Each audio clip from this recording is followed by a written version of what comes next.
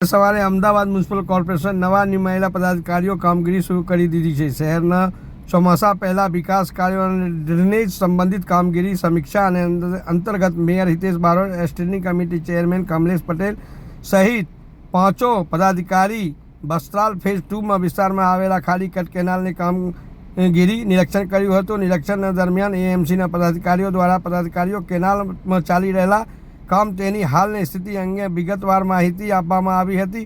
ખાલી કટ કેનાલના કામગીરી થયેલા વિલંબને કારણે સ્થાનિક લોકોમાં હાલાકીનો સામનો કરવો પડી રહ્યો હતો, જેના ધ્યાનમાં રાખીને પદાધિકારીઓને સ્થળ પર જઈ સમીક્ષા કરી છે।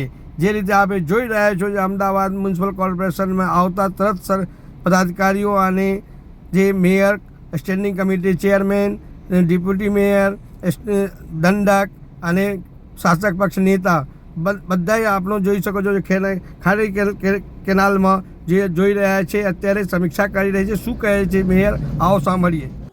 કાઉન્સિલર તરીકેની ભૂમિકા અને અમદાવાદ મહાનગરની જ્યારે જવાબદારી હોય તો એ જવાબદારી વહન કરવા માટે તાત્કાલિક ધોરણે જવું જોઈએ અને કામ કરવા માટે અવિરત રહેવાનું છે।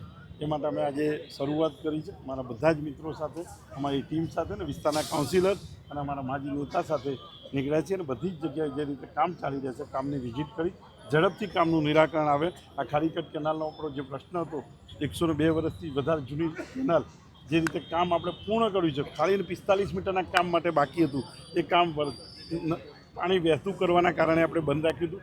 હવે પાણી બંધ થયું છે અને આવનાર 10 દિવસની અંદર 15મી જૂન પહેલાં આપણે આ કામ પૂર્ણ થઈ જાય એ દિશામાં આગળ વધી રહ્યા છે। સાહેબ, આપણે ઇલેક્ટ્રિક વ્હીકલની વ્યક્તિગત વાત કરી, પણ આજે પણ જોવા મળી રહ્યો છે કમિશનરનો પરિપત્રનું સરેઆમ ઉલ્લંઘન કરી મહત્તમ અધિકારી વ્યક્તિગત પોતાની ડીઝલ ગાડીઓમાં પહોંચ્યા છે। એ બધા જોડે વાત કરીશું, જેટલા લોકો જોડે ઇલેક્ટ્રિક ગાડી છે, ઇલેક્ટ્રિક ગાડી નહીં હોય તો કોર્પોરેશન પણ એ દિશામાં આગળ વધશે।